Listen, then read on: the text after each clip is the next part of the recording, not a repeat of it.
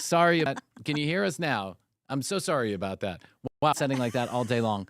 And I was wondering why no one was chiming in last one. Yeah. We had the same thing happen about a month ago.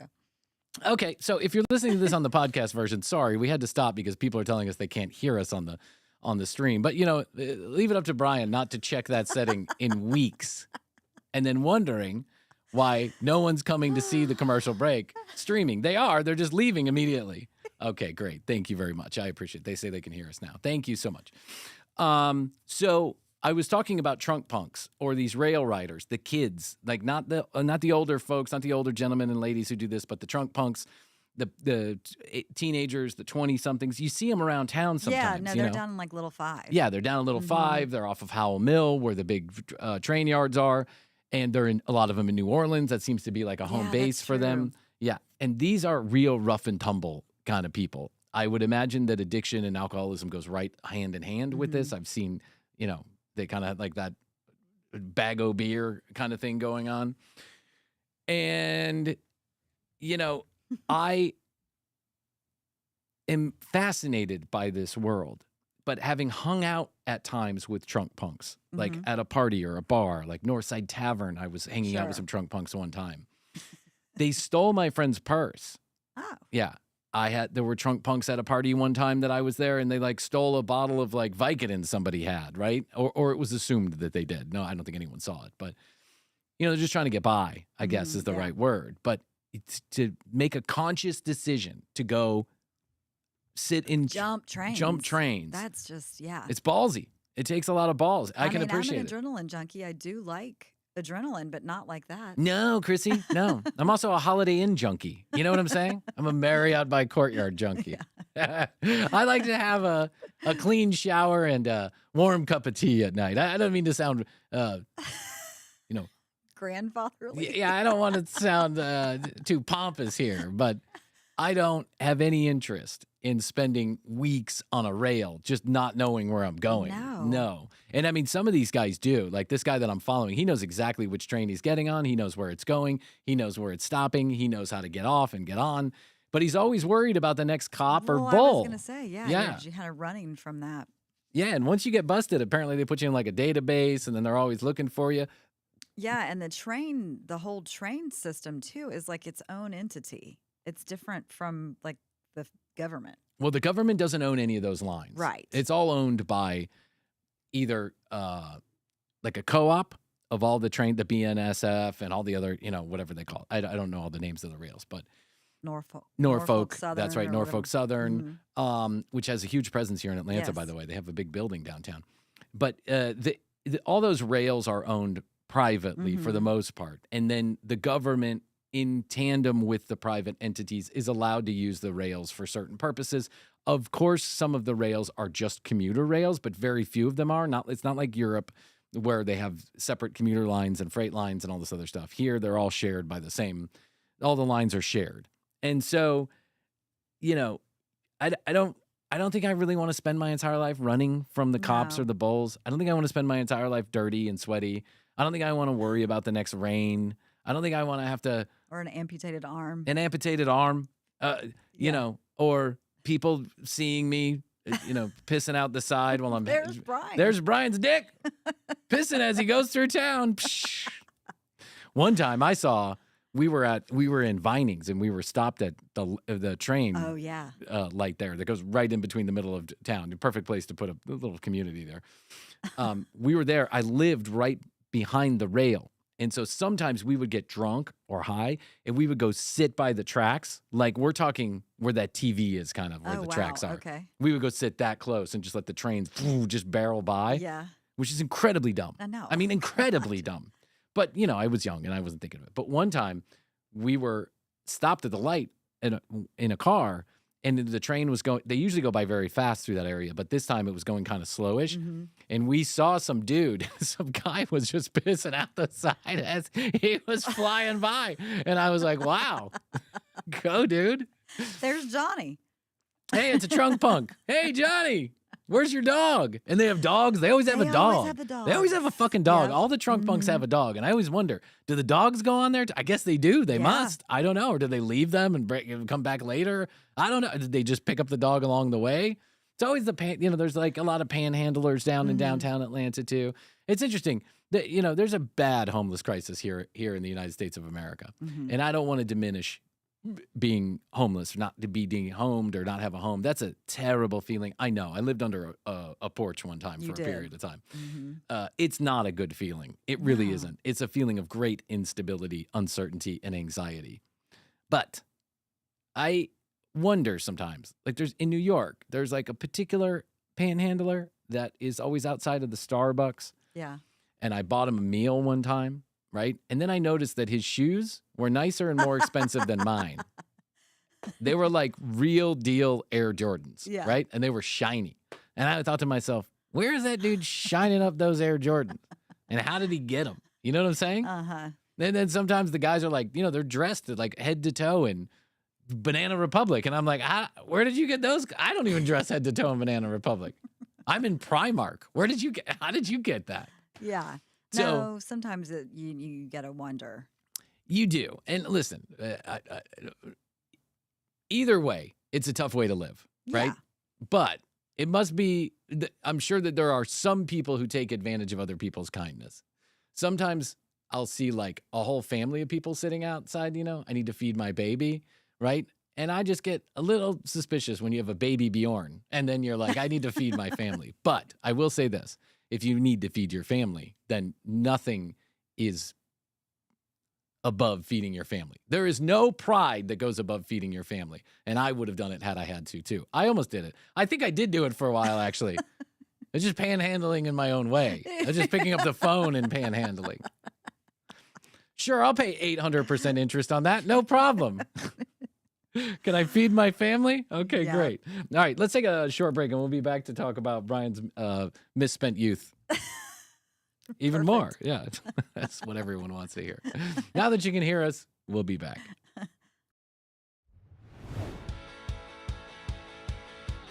Hey, it's Rachel, your new voice of God here on TCB. And just like you, I'm wondering just how much longer this podcast can continue. Let's all rejoice that another episode has made it to your ears, and I'll rejoice that my check is in the mail. Speaking of mail, get your free TCB sticker in the mail by going to tcbpodcast.com and visiting the Contact Us page. You can also find the entire commercial break library, audio and video, just in case you want to look at Krissy, at tcbpodcast.com. Want your voice to be on an episode of the show? Leave us a message at 212-433-3TCB. That's 212-433-3822. Tell us how much you love us, and we'll be sure to let the world know on a future episode. Or you could make fun of us. That'd be fine too. We might not air that, but maybe. Oh, and if you're shy, that's okay. Just send a text. We'll respond. Now I'm gonna go check the mailbox for payment while you check out our sponsors, and then we'll return to this episode of the commercial break.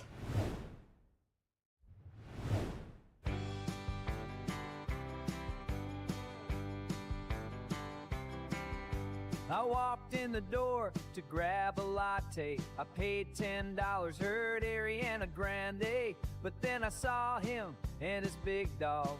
I felt my knees weak, here came the brain fog. And though I'm not gay, you make me feel that way. I hope it never ends. My new Starbucks boyfriend. Yeah, not a fucking dime of it, we'll see. All my toes Little curl, nod to all Dolly. the feels come. Yes.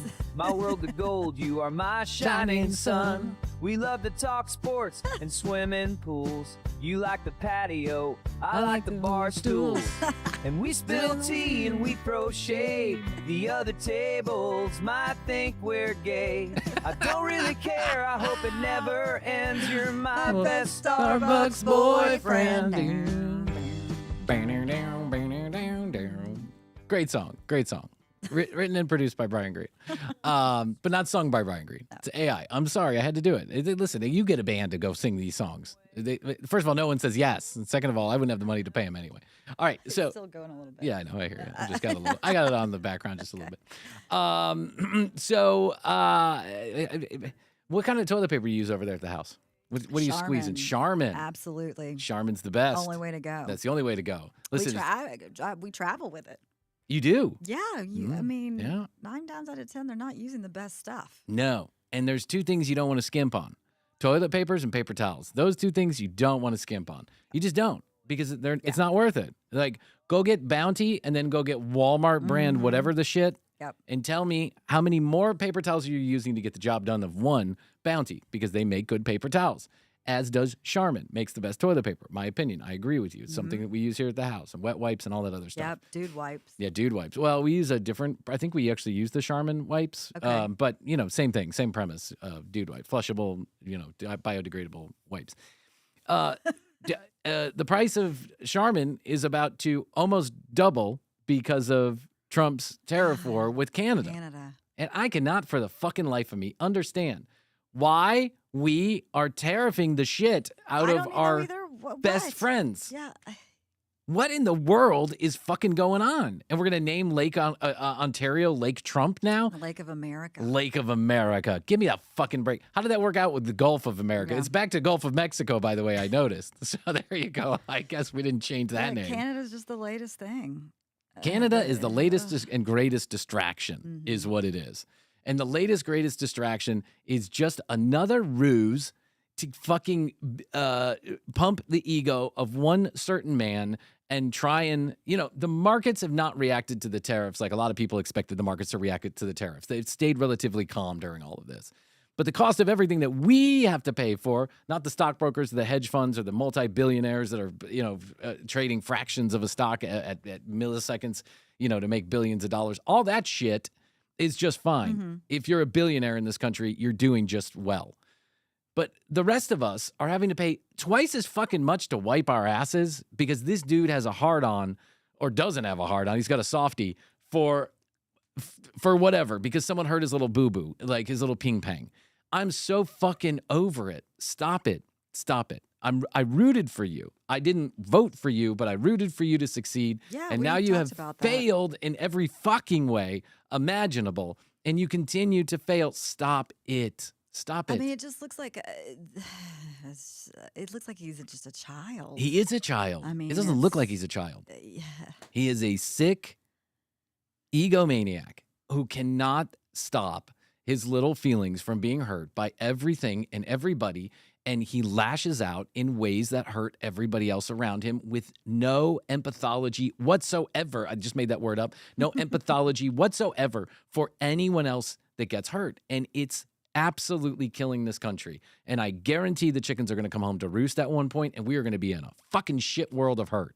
He's letting AI run rampant over everybody. He's got fucking Bitcoin running the biggest scam that's ever been existed. He's profiting from all of it. He's getting billion-dollar planes from people. He's remaking Washington, D.C. in his own image that no one fucking asked for. Now he's going to demolish the fucking Kennedy Center because they won't let him put his name on it. Yeah, I'll just demolish it. Yeah. Oh. Meanwhile, I'm sorry, but the dum-dums in South Carolina are voting for Lindsey Graham's sister, who doesn't even know what foreign policy means, let alone understand any of it. She's already an acting senator, but when asked how she was going to address the affordability crisis, she said, I don't know. I'll have to figure that out when I'm a senator. She is a senator. You fucking numbnuts. Unbelievable. And people go vote for her because Trump says vote for her. It's unbelievable. The mass brainwashing that has happened. You got to break the spell and start to see. I don't care if this was fucking Barack Obama on high. If he was doing the same shit, I would be saying the same fucking thing. Stop it. Exactly. Stop it. Impeach this dude or something. I don't know, but stop it, because the chickens will come home to roost. We're losing our greatest trading partner. We've lost our greatest security partners. We've blown up NATO and the North America European alliances that have protected this world for so fucking long and made it relatively peaceful. We're ignoring China. We're sending planes to Russia with secret, Jared Kushner, is bringing, I don't know what he's bringing, hot sauce over to Putin or some shit like that, trying to make a trading deal. I'm sure trying to think about the next resort he can open in Russia. It's fucked up. Yeah. Meanwhile, we're all sitting here with our dicks in our hands, wondering how we're going to pay for the next goddamn thing. Like, Charmin? Really? What are we going to go through COVID all over again when there's, shortages?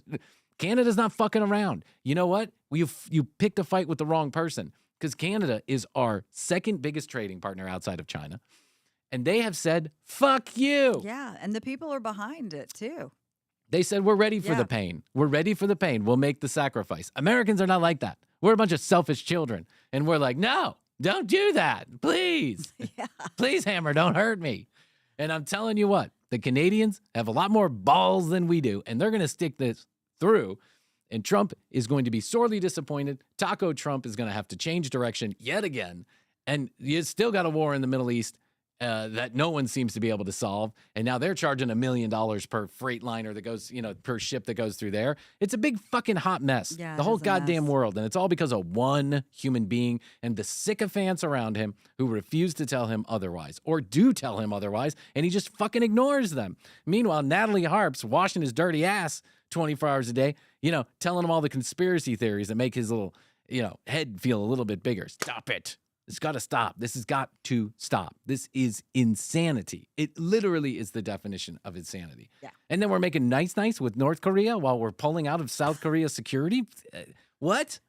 Yeah, no, it's like an upside down world. It is an upside down world. He's made it an upside down world. He has, I can appreciate wanting the counterinsurgency guide to win. I can understand being sick of the status quo and wanting something fresh and new up there. But you made a real bad fucking mistake. And now you got to correct it. And part of correcting it is to completely espouse anything that he is for, because that's the only way to take power out of his hands, is just to say no. And even if you're a Republican, vote the other Republican, the guy who kind of makes sense. Listen, South Carolina they had two bad choices, to be honest with you. They had two bad choices. They had Norman, who cheered on the January 6th. Yeah, that's right. Sightseers who are up there just visiting the Capitol. Right. And, and then they had Darlene Graham, the woman who had never in her entire life picked up a fucking newspaper, and now she's going to be the next senator of South Carolina. I feel bad for South Carolina. I know some people that live there. Feel bad for you. Me I really too. feel. Two things. Hayden Panettiere dies in your in Greenville, and now you got the next shit show going on up there in the Senate. Unbelievable. I can't believe we're going to have to pay more for Charmin. I'm already paying like $12 for 5 rolls of toilet paper. It really is. It's already expensive. Everything's more expensive. Yeah. And while we're on the subject, let me say one more thing. How can you piss in American farmers' faces? Yeah. And American cattle farmers' faces. These guys feed the fucking world, and they feed the United States. And cattle crops are, as I say cattle crops, I mean the stockyards, are as low as they've been since the 1950s. And the reason why is because they have had to cull their herds because of sickness and other issues, and because we keep stuffing the American supply system with cheap outside beef. Mm-hmm. And now Trump has bought like $16 billion worth he of wants to do Argentinian beef. more. Mm-hmm. When asked why you're buying Argentinian beef when there are farmers in the United States of America who can't afford to keep the cattle that they have because they are not selling enough beef and they need to get their beef yards, like they need to have more cattle on their beef yards, why you're not subsidizing the American farmers so that they can succeed, he says the Argentinian people, the Argentinian beef, the cattlemen, they're suffering. They're suffering greatly. I can appreciate that they are. That's cool, dude. But you know what? So are the American farmers. And you are the president of the United States of fucking America, not Argentina, you shithead. Unbelievable. And by the way, China does not allow that beef in their country. Do you know why? Because it's filled with cancerous poisons. The Argentinian beef is cancerous poisons. Oh, fantastic. And by the way, your senators and your congressmen will not allow a bill to go through that would label where your beef comes from. So now you don't know the difference. You can't make a choice as an informed consumer. So fuck you, fuck you, fuck you, and fuck you. Meanwhile, measles are going crazy all over the country because no one believes in vaccinations anymore because Robert F. Kennedy Bear Killing Jr. is up there, I don't know what he's doing, push-ups with Joe Rogan while we're all suffering. It's unbelievable. Mm-hmm. It's a whole fucking crazy mess. Thank God we got Dr. Mehmet Oz as the director of the CDC or whatever the fuck. I mean, God damn it. We have to get a hold of our country. Yes. We have to.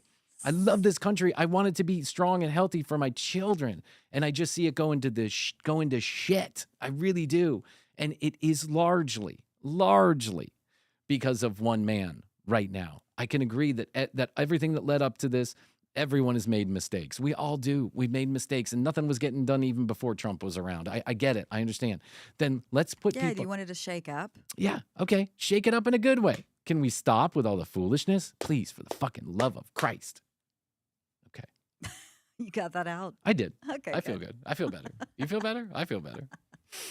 Hey, if you feel better, I feel better. And then we all feel better together.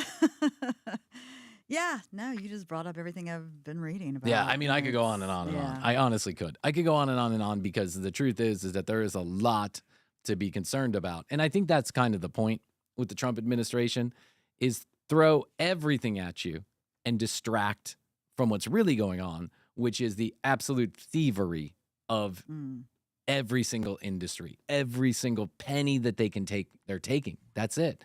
They're trying to make themselves rich enough to be untouchable.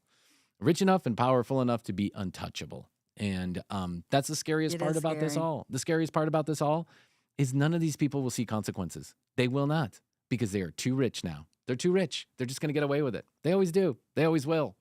And that's what fucking sucks. And that's why we need you to send money directly to our PayPal. Both of you. Right now. Both of you send us money to our PayPal. The guy I work for in New York is probably like, Bryan, you got to settle down a little bit. You sound like a partisan hack. I might sound like a partisan hack, but it's how I feel. And I'm not a partisan hack. I really am not. I'm not a partisan hack. No, I mean, it's extreme right now. It's extreme what's going on. $40 trillion? It just hit $40 trillion? $40 trillion. It's more than the GDP. Yeah. The debt is more than the GDP with no signs that anyone wants to even address it.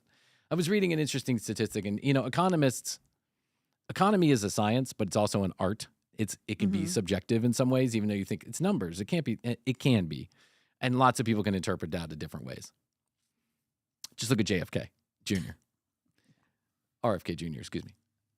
And I was reading an interesting article that said if we had not started giving tax breaks back in the 90s, and we had stuck with the plan, the balanced budget plan that was put in place by Newt Gingrich and President Bill Clinton, if we had kept on that plan, and that plan included taking more tax dollars and putting them toward Social Security, Medicare, Medicaid, if we had done those things and not started slicing and dicing taxes for mainly the upper 1% to 3%, if we had done that we would be much closer to a balanced budget right now and not have to be worried about Social Security, Medicare, and Medicaid. But now there's nowhere to run. There's nowhere to hide. You can't. And we just gave more tax breaks. And so I'm not part of the 1%, Krissy. I like to think I am, but I'm not part of the 1%. You just act like it. I just act like it. I stay at a Holiday Inn. Yes. And so I can appreciate that you don't want to be the caretaker of the world, that you work hard for your money. Some people work hard for their money, and that you just want to be left alone a little bit and not bothered. But if I'm a billionaire, I'm never going to spend all that money. Never. It's going to be really hard for me to do that, unless I want to buy the LA Lakers. Which don't even get me started on that one. I know. God. Maybe I'll talk about that next segment. But if I'm a billionaire, I really have all the money that I would need. And I'm not saying that I would, I'm not saying that I understand how that feels. I don't. But if someone taxed me an extra 3%, right, and that led to austerity measures for the country, that led to some kind of balanced budget or some help for those that were less fortunate or whatever, I might just say to myself, that's an acceptable deal to make because I have been extraordinarily blessed, and I'm grateful. But not all billionaires feel that way. And obviously they don't. They're trying to protect the money they have. And I can't get inside their heads. But I've heard so many people, like Mark Cuban and others, say, I would accept that, right? Yeah. I would accept that. I haven't heard Mark Zuckerberg say that. Didn't Zuckerberg just do a $17 billion settlement? Yeah, that's what I was just showing you. Who's going to see that money? Nobody, by the way. Yeah, and it was for what just so that it wouldn't go to jury. So it wouldn't go to a jury. That social media is addictive and harmful, and they've always known it. So, settled with states, D.C., and U.S. territories, and agreed to make major changes to its product over claims. Okay. Right. Believe that when I see it. Yeah. That's never going to happen. Mark Zuckerberg's not going to do a fucking thing. Yeah. He's the worst. Him and Elon, they're the worst. Him, Elon, and the Kushners, they're the worst. They're the worst of the worst, as far as I'm concerned. And they want to buck responsibility. They want to buck. They don't give a shit. They don't give a shit. They are the only people on earth, and they don't care. Mm-hmm. They really don't. Okay, well, let's take a break from all this good news. Yeah. Talk about Dolly. And what's it? Yeah, we can talk about Dolly for the whole day. But I do want to talk a little bit about this LA Lakers transaction because I think it's interesting. So we'll talk about it in a second.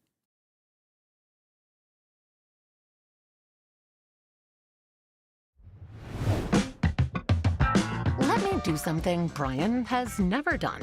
Be brief. Follow us on Instagram at The Commercial Break. Text or call us 212-433-3TCB. That's 212-433-3822. Visit our website, tcbpodcast.com, for all the audio, video, and your free sticker. Then watch all the videos at youtube.com/The Commercial Break. And finally, share the show. It's the best gift you could give a few aging podcasters. See, Bryan? That really wasn't that difficult now, was it? You're welcome.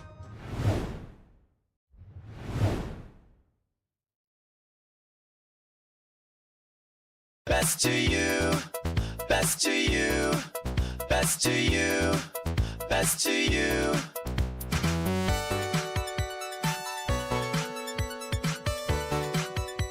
Bum, bum, bum. Dun, dun, dun. Keyboard. Casio.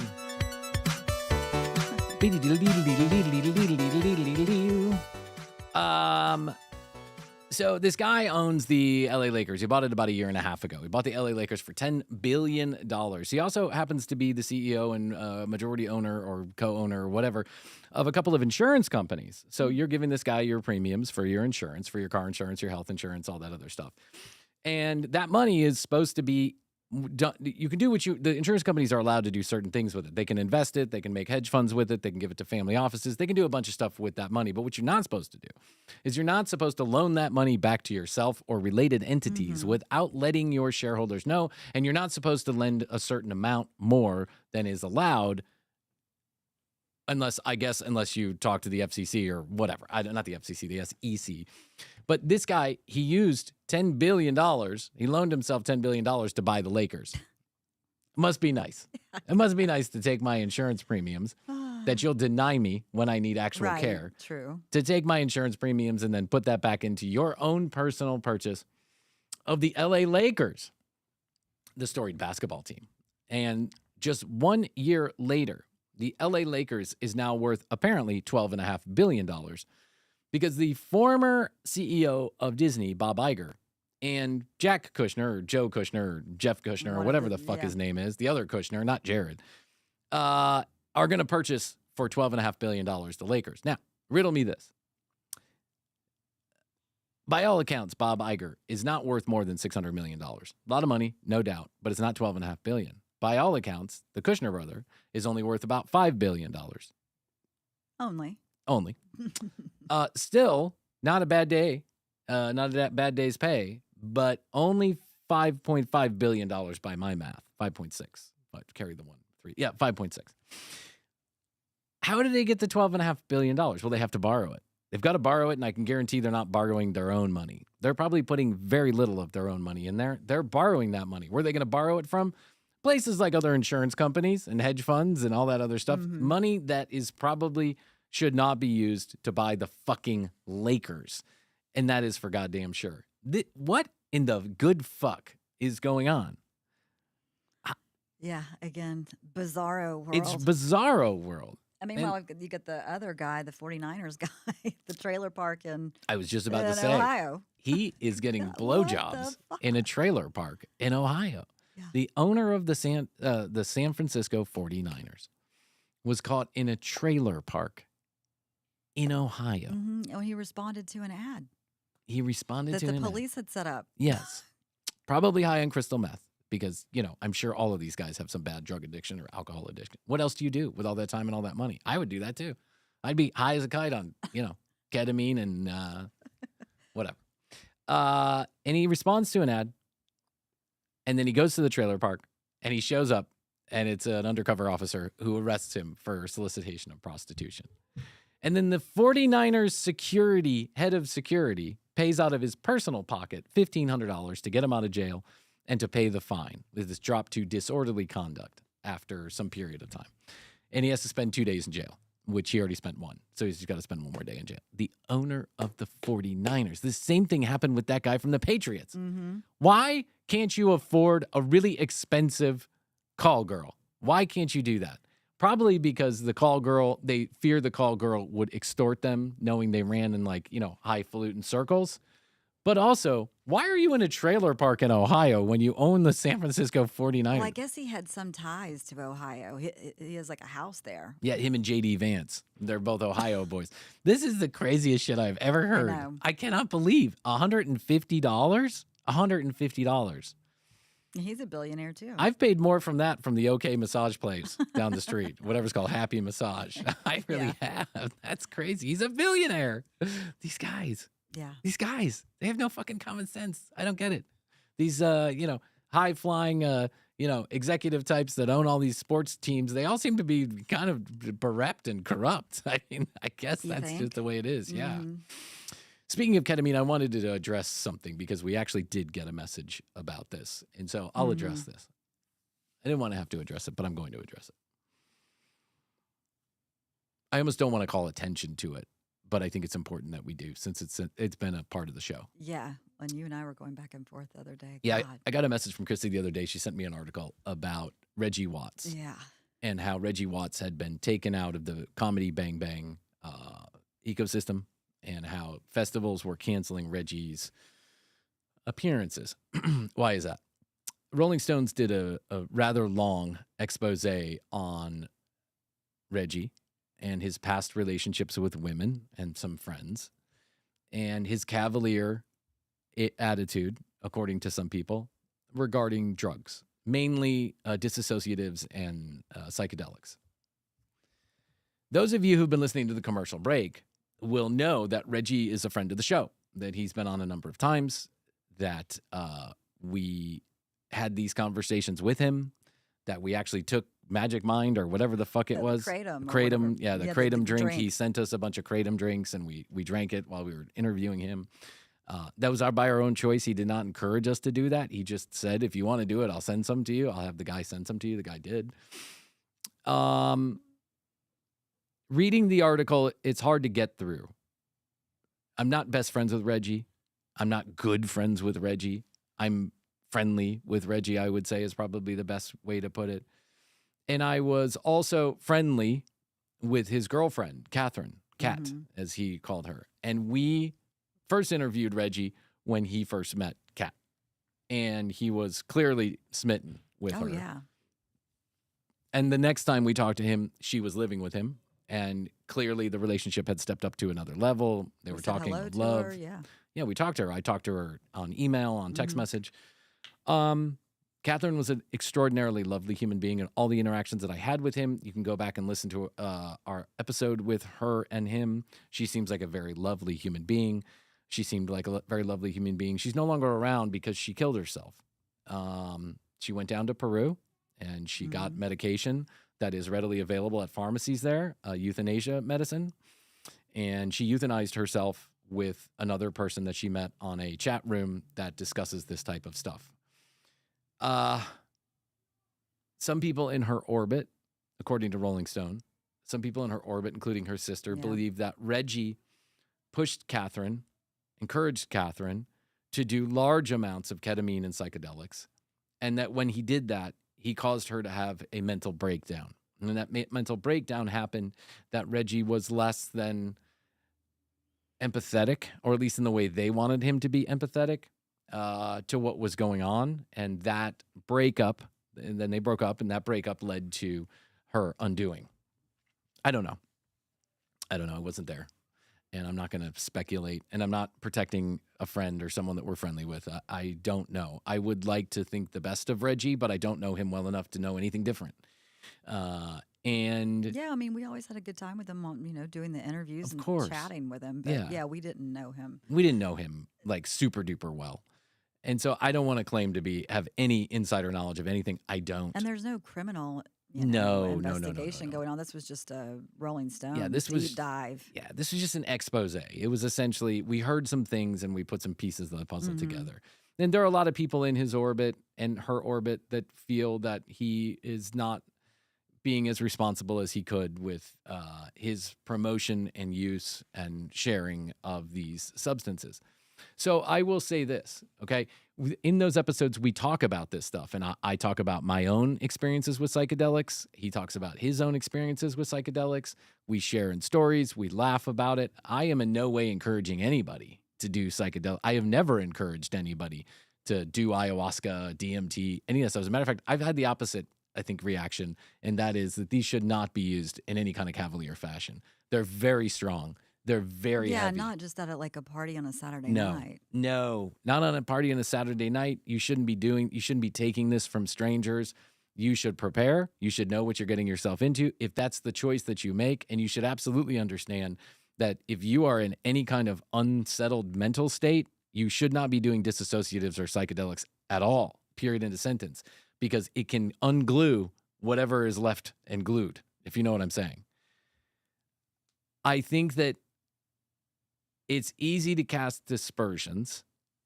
I also think it may have been easy for Reggie to believe this was all, everyone was having a good time and that everyone agreed, and maybe he missed some of the signs, but I don't know. I really don't. But I will share this. If you listen to those episodes and you listen back to them now, and they may not age well, I'm going to leave them up there because, it is what it is. And they may not age well. You got to be responsible with this stuff. And you have to take into account your own mental well-being because it can cut both ways. Yes, you can have a moment of clarity and you can see God and you can feel all the things and do all this stuff. And that's the best version. That's the best outcome. But in a lot of cases, it's not so black and white. You don't see God and you leave with a muddied mind and stuff that's hard to piece together. Not all ayahuasca trips end with some kind of enlightenment. Not all LSD trips end, at a Grateful Dead show dancing your ass off. And not all ketamine, not all K-holes will you come out of. And I think that's kind of the point is like, I think Catherine was doing a large amount of this stuff. I think Reggie was also. I think that's clear. I don't even think he's denying it. And I don't think they were thinking enough about their own mental well-being as a couple or individually. And I feel really sad about the whole situation. I think it's really sad. And I have a great deal of respect for Reggie as an artist. And I really hope that whatever comes of this, that there is some reflection. Reflection. Yeah, that's a good word. There's some reflection on everyone's behalf about, the next thing, the next steps, and how we treat each other, especially around and with and when we're on and when we're off of these substances, because they're heavy. And some people, there's a lot of talk about hero doses in this particular article, like how Reggie liked to encourage people to do hero doses, like to take hero doses, large amounts. I'm sure he thought everyone was going to be okay, right? I'm sure that because that was his experience, his own personal experience. But as a guy who's taken a few hero doses myself, I can tell you, it doesn't always end up with bright lights and sunshine. And so you have to be extraordinarily careful and mindful, and don't let anyone else talk you into anything you're not ready for 100%. Just don't. It's not worth it. It's not worth it. Just skip it. You'll be okay. And even if someone gives you a bad look, therapist. Yeah, go see a therapist. That's right. Or go do mushrooms under like a therapist who has experience doing this, like a licensed therapist, right? Don't go off into the wild and, take hero doses and expect that you're going to get anything different than what you got, maybe even worse. So just be responsible. I'm not telling you not to do it. I'm not telling you to do it. I'm telling you to be responsible. And if you ever feel like someone's pressuring you to do it, or someone's giving you attitude about not doing it, or you feel like you're in a relationship or a situation where where everyone's just being way too cavalier about stuff that's really heavy, then leave the situation. You have autonomy. Leave the situation. That's what you do, right? And that way, and again, I don't know anything different than what was said in the Rolling Stone article, and I don't know that any of that is true. I just know what they're reporting, but I don't know. I wasn't there. Krissy wasn't there. We think the last time we saw Reggie and Catherine may have been not in a great headspace. But there was no indications of that when we talked to them. None. I didn't see anything. Did you? Weird, no. No, I didn't. And so, God bless. That story really made me sad, actually. Yeah, that's what we were talking about. I almost didn't want to read it. I know. I almost was like, I don't want to read this. I don't want to, they always say don't meet your heroes. But, and listen, maybe and hopefully,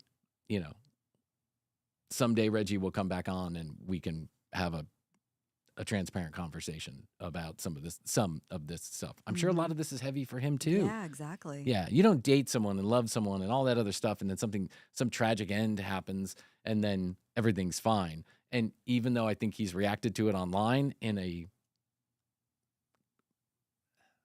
cavalier manner a little bit, I'm sure deep down that Reggie is hurting in some way. He's got to be. It's got to be. So God bless. Catherine was a good person, and to all those who loved her, I feel really sad for you and for the family and for all the sister and the mom and the dad and all that other stuff. And to Reggie, love you, brother. I hope everything's okay. That's all I got to say, right? I don't know what else we can say. Oh, what was that? Oh, and on that note, that was Brian's. That was Brian's sunny side up, which would have been a perfect way to end this episode. Sunny side up. Sunny side up. I don't think so, actually. Oh. No, it was sunny side up, but I don't think I'm going to play that. I think that would be a cavalier way to end this episode. All right. Well, there's my muddle mouth speech about Reggie Watts. People contacted us, and they said, "Hey, did you hear about Reggie? What do you think?" Yeah. I don't know. I don't know. Yeah, I know. This just kind of popped up all of a sudden, this whole article, and we were like, whoa. I didn't know any of this was happening until Krissy texted me, and I was like, holy shit. But to be fair, it's only days old. It's not like it happened a long time ago.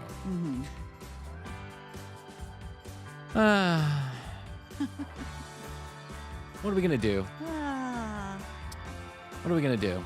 Well, I'll go get my gallbladder removed, and then we'll all feel better. Yeah, exactly. Yeah, we're all going to feel better once Brian's gallbladder is removed. How much do you think it weighs? Maybe you think I'll lose a little weight? No. Isn't it like that big? I don't even think it's that big. I think it's like that big. On the ultrasound, it looked huge, but I think it's like that. I kept like looking up to see what I could see, and I kept going, "Oh yeah, it's a tumor." Oh God, yeah. No, and she's like, "No, it's just gas. Yeah, it's just gas. That's just your gas bubble." Yeah. Maybe we should contact the Instagram guy with the big white afro. Oh, Gary. Yeah, Gary. Gary Spivey. Gary Spivey. Or my hobo friend. Yes. Yeah. I like all his posts. I love it. It keeps on popping up.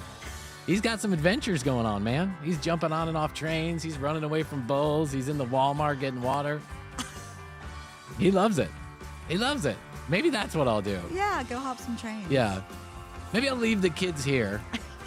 I'll go hop some trains. Yeah, I'll get a dog.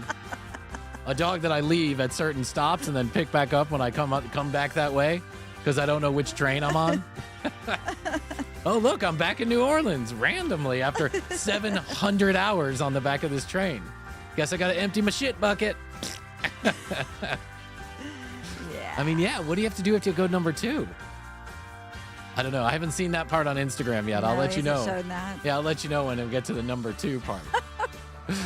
All right. Well, you just become an Uber driver and then go pick up the food. Then just go pick up the food and then wipe your hands and then deliver it. All right. At the commercial break on Instagram, Not an TCB. Uber driver, but Uber Eats. That's right. Uber Eats. TCBpodcast.com. Okay, I guess that's all I can do for today. I think so. I'll tell you that I love you. And I love you. Best to you. Best to you. Best to you out there in the podcast and streaming audience. We'll see you next week. Until next time, we will say, we do say, and we must say. Goodbye.